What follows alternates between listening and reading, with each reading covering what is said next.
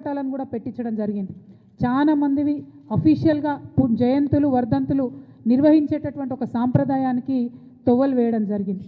కానీ ఇప్పటికి కూడా ఒక ఆడబిడ్డగా ఒక ఉద్యమకారుడిగా నాకుండేటటువంటి బాధ ఏంటంటే ఇంకా కూడా ట్యాంక్ బండ్లో మన తెలంగాణ వాళ్ళ విగ్రహాలు లేవు. ఆంధ్ర వాళ్ళ విగ్రహాలు తీసేయమని నేను అంటలేను, అవసరం సమయం సందర్భం వచ్చినప్పుడు ఆ పని కూడా చేయొచ్చు. కానీ మన వాళ్ళ విగ్రహాలు అక్కడ ఉండాలి. ముచ్చర్ల సత్యనారాయణ గారి విగ్రహం ఖచ్చితంగా ట్యాంక్ బండ్ మీద ఉండాలి. ఇటువంటి వారికి గౌరవం వచ్చినప్పుడే, ఇటువంటి వారికి గుర్తింపు వచ్చినప్పుడే రేపు పొద్దున జాగృతి యావరేజ్ ఏజ్ తీసుకుంటే 35 ఇయర్స్ కూడా ఉండదు. మా దగ్గర అంతా యంగ్స్టర్సే ఉంటారు ఎక్కువ. మరి వీరు ఇంకొక 60 ఏళ్ళు తెలంగాణ కోసం పనిచేసేటటువంటి వాళ్ళు కాబట్టి మా సంస్థకు ఇటువంటి యువతకు మరి స్ఫూర్తి రావాలంటే ఖచ్చితంగా ట్యాంక్ బండ్ మీద మన తెలంగాణ ఉద్యమకారుల విగ్రహాలు ఉండాలి. ముచ్చర్ల సత్యనారాయణ గారి విగ్రహం పెట్టాలని చెప్పి నేను ప్రభుత్వాన్ని డిమాండ్ చేస్తూ ఉన్నాను. అట్లానే అమరజ్యోతి ఉంది. ఇవాళ అమరజ్యోతి మొత్తం పడవబడేబడ్డది. ఆనాడు బీఆర్ఎస్ హయాంలో అమరజ్యోతిలో అవినీతి మరకలు అంటితే ఆ అవినీతి గురించి చెప్తూ అధికారంలోకి వచ్చినటువంటి కాంగ్రెస్ పార్టీ ఇంతవరకు మరి అమరజ్యోతి దగ్గరికి వెళ్ళి నివాళులు అర్పించడం కానీ అమరజ్యోతిని గౌరవించడం కానీ చేస్తలేరు. రేపు పొద్దున ఖచ్చితంగా జాగృతికి సమయం వస్తుంది, జాగృతికి అధికారం వస్తుంది. ఆ సందర్భంలో అఫీషియల్గా తెలంగాణ తొలి అమరుడు శ్రీకాంతాచారి యొక్క వర్ధంతిని జయంతిని అమరజ్యోతిలో జరుపుతాం. తెలంగాణ ఉద్యమకారులు ఎవరైతే ఉన్నారో, విస్మరణకు గురైనటువంటి వారు ఎవరైతే ఉన్నారో అక్కడ ఉండేటటువంటి చాలా పెద్ద లైబ్రరీ ఉంది, ప్లేస్ ఉంది. ఆ కేంద్రాన్నంతా కూడా తెలంగాణ వాదాన్ని ప్రజ్వలింపజేసేటటువంటి ఒక సెంటర్ పాయింట్గా, ఒక వార్ రూమ్గా దాన్ని క్రియేట్ చేయడం జరుగుతుంది. స్కూల్ పిల్లలుంటే, కాలేజ్ పిల్లలుంటే వాళ్ళని ఎక్స్కర్షన్ తీసుకొచ్చి మరి ఇగో ఇది త్యాగం, దీనివల్లనే మన రాష్ట్రం వచ్చిందని చెప్పి చిరస్థాయిగా ఆ ఉద్యమకారుల పేర్లు నిలిచిపోయేటట్టుగా కూడా అమరజ్యోతి దగ్గర మనం ప్రయత్నం చేస్తాం. ఇవాళ ముచ్చర్ల సత్యనారాయణ గారి జయంతి అంటే వారు ఏ బహుజనుల కోసం అయితే కొట్లాడిండ్రో, ఏ సామాజిక తెలంగాణ రావాలని కొట్లాడిండ్రో ఆ తొవ్వలో మనం నడవాల్సిన అవసరం ఉంది. ఇవాళ ఒక విషయం మీరు గమనించాలి, మనకు మున్సిపల్ ఎన్నికలు వచ్చినాయి. మొన్ననే లేటెస్ట్గా గ్రామ పంచాయతీ ఎన్నికలలో బీసీలకు అన్యాయం జరిగింది. 42% రిజర్వేషన్ ఇవ్వకుండానే ముందుకు పోయిండ్రు. ఇవాళ మున్సిపల్ ఎన్నికలు వచ్చినాయి. మళ్ళీ మున్సిపల్ ఎన్నికలలో 42% మాట ఎత్తకుండా కాంగ్రెస్ ప్రభుత్వం ముందుకు పోతుంది. ఆ ముందుకు పోయేటటువంటి సందర్భంలోనే మరి బీసీలు ఎక్కడ తెలుసుకుంటారో, మరి సంస్థలు, చాలా సంస్థలు, వ్యక్తులు ఎక్కడైతే గలమెత్తుతారో అనేటటువంటి ఆలోచన రాగానే ఏం చేస్తారు, గుంపు మేస్త్రి గారు గుంటనక్క గారిని ట్యాపింగ్ కేసులో పిలుస్తారు. గుంపు మేస్త్రి గుంటనక్క ఇద్దరు కలిసే ఉన్నారు. మభ్యపెట్టేటటువంటి ప్రయత్నం ఇది తెలంగాణ సమాజాన్ని. రేపు పొద్దున మీరు నోటిఫికేషన్ ఇస్తున్నారు మున్సిపాలిటీస్ కోసం, మా బీసీలంతా ఏకమవుతారు, ఏమైంది మా 42% అడుగుతారని చెప్పి కొత్త డ్రామా మొదలుపెట్టిరు తప్పితే ఇది ప్రజలకు వనికొచ్చేటటువంటిది కాదు. వాళ్ళిద్దరు కూడా కలిసే ఉన్నారు. ఇవాళ బీఆర్ఎస్ పార్టీ ఎక్కడ అడిగిందో ఒక్కసారి ప్రజలు గుర్తు చేసుకోవాలి. బీసీలకు 42% రిజర్వేషన్ ఇవ్వకుండా ఎట్లా మున్సిపల్ ఎలక్షన్లకు పోతారని బీఆర్ఎస్ పార్టీ ఉద్యమాలు చేస్తున్నదా ఇవాళ బీసీ బిడ్డలు గమనించాలి. కాంగ్రెస్ పార్టీ ఆలోచన చేస్తున్నదా ఇవాళ బీసీ బిడ్డలు గమనించాలి. మరి ఖచ్చితంగా 42% ఇవ్వకుండా మున్సిపల్ ఎన్నికలకు వెళ్ళడం అంటే బీసీలను మోసం చేయడమే అని జాగృతి భావిస్తూ ఉన్నది. మరి సత్యనారాయణ గారి స్ఫూర్తితోని మేము మరొకసారి డిమాండ్ చేస్తూ ఉన్నాం, ఏం తొందర లేదు, ఎన్నికలకు ఏం ఇబ్బంది లేదు. ఎప్పుడైతే పొలిటికల్ పవర్ అనేటటువంటిది బడుగు బలహీన వర్గాలకు వస్తుందో, 85% పైచిలుకున్నారని చెప్పి రాహుల్ గాంధీ గారు చెప్తున్నటువంటి ఆ సమాజానికి వస్తుందో అప్పుడే తెలంగాణ బాగుపడుతుంది. కాబట్టి 42% రిజర్వేషన్ ఇవ్వాలి అని ఇప్పటికీ కూడా నేను ప్రభుత్వాన్ని డిమాండ్ చేస్తున్నా.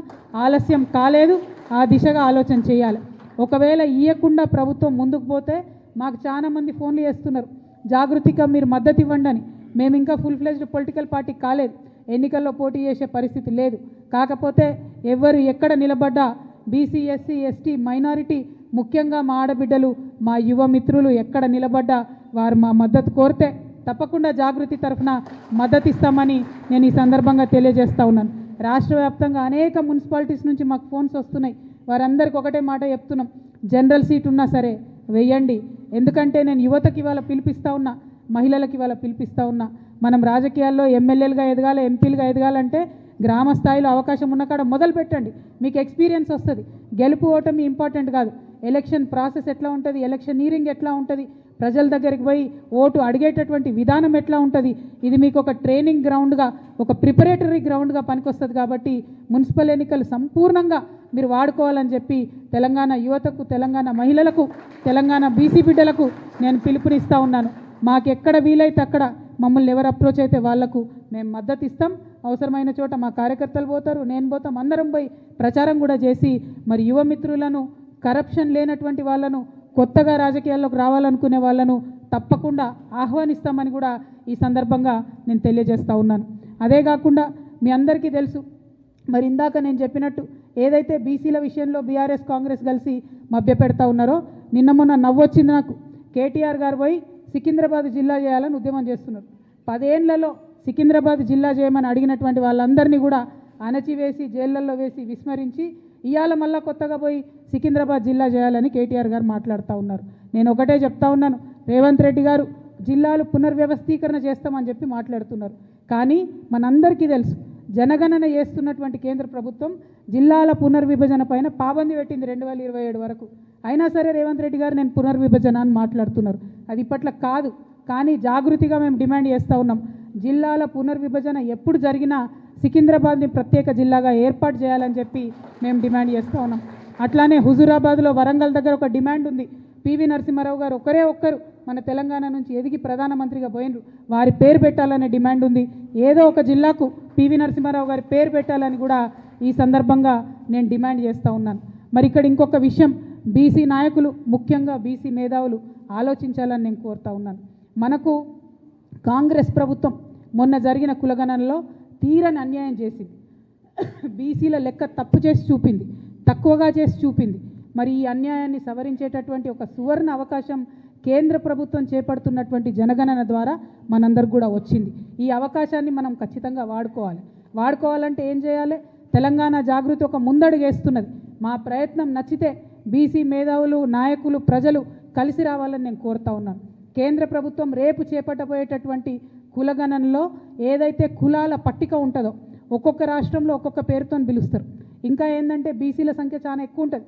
బీసీల ఒక్క కులంలో ఉదాహరణకు పద్మశాలి కులం ఉంటే అందులో చాలా ఉపకులాలు ఉంటాయి.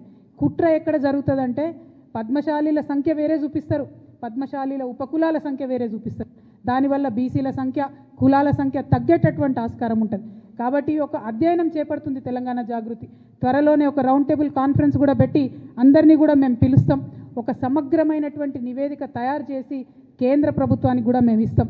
రేపు కేంద్ర ప్రభుత్వం మన రాష్ట్రానికి వచ్చి ఇంటింటికి తిరిగి కులగణన చేసేటటువంటి సందర్భంలో బీసీల సంఖ్య సరిగ్గా రావాలన్నా, అగ్రవర్ణాల్లో ఉన్నటువంటి అనేక ఉపకులాల సంఖ్యలు సరిగ్గా రావాలన్నా, ఎస్సీలలో ఉన్నటువంటి అనేక ఉపకులాల సంఖ్య సరిగ్గా రావాలన్నా, ఎస్టీ ఆదివాసీ తెగలల్లో ముఖ్యంగా ఇప్పటికీ సర్టిఫికెట్ రానటువంటి ఎన్నో తెగలు ఉన్నాయి, వాళ్ళ సర్టిఫికెట్లు, వాళ్ళ కులాల పేర్లు సరిగ్గా రావాలన్నా, బీసీలలో ఉండే సంచార జాతుల యొక్క కులాల సర్టిఫికెట్లు, పేర్లు కరెక్ట్గా రావాలన్నా ఇప్పటి నుండే మనం అధ్యయనం చేయాలి. వాస్తవానికి ఈ పని రాష్ట్ర ప్రభుత్వం చేయాలి. కానీ నాకు గుంపు మేస్త్రి గారి మీద నమ్మకం లేదు. మొన్ననే బీసీలను మోసం చేసిండు, మొన్ననే మన సంఖ్య తక్కువ చేసి చూపించిండు, మొన్ననే మన సంఖ్య తగ్గించాలని చూసిండు. కాబట్టి ఈ అధ్యయనం ఒక బాధ్యతాయుతమైనటువంటి సంస్థగా జాగృతి చేపడుతున్నది. సమగ్రమైనటువంటి నివేదిక తయారు చేసి కేంద్ర ప్రభుత్వానికి ఇవ్వబోతా ఉన్నాం. అందరూ బీసీ పెద్దల్ని కూడా కలుస్తాం, విద్యావంతుల్ని కలుస్తాం, వారిలో ఉండే మేధావి వర్గాన్ని కలుస్తాం.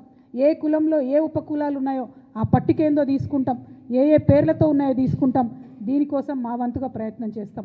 మరి ఇది ఎలా మేము చేస్తున్నామంటే ఇటువంటి పెద్ద మనుషులు ముచ్చర్ల సత్యనారాయణ గారు లాంటి వాళ్ళు వారి ఏజ్లో, వారి సమయంలో 1962లో, 69లో, 1952లో ముల్కీ దగ్గర నుంచి మొదలు పెడితే, తొలి దశ తెలంగాణ ఉద్యమం దగ్గర నుంచి మొదలు పెడితే మలి దశ తెలంగాణ ఉద్యమంలో బీఆర్ఎస్ పార్టీతో కలిసి పనిచేసేంత వరకు కూడా జీవిత పర్యంతం కూడా తను తెలంగాణ మంచి కోసం కష్టపడ్డాడు, తెలంగాణ బహుజనుల కోసం కష్టపడ్డాడు, తెలంగాణ బడుగు వర్గాల కోసం మాట్లాడిండు. కాబట్టి వారి స్ఫూర్తిని తీసుకొని ముందుకు వెళ్తాం, వారి స్ఫూర్తిని తీసుకొని జాగృతి ప్రయత్నం చేస్తుందనే విషయాన్ని ప్రజలందరికీ కూడా తెలియజేస్తూ, మరి ఇవాళ వీరితో మొదలుపెట్టినాం.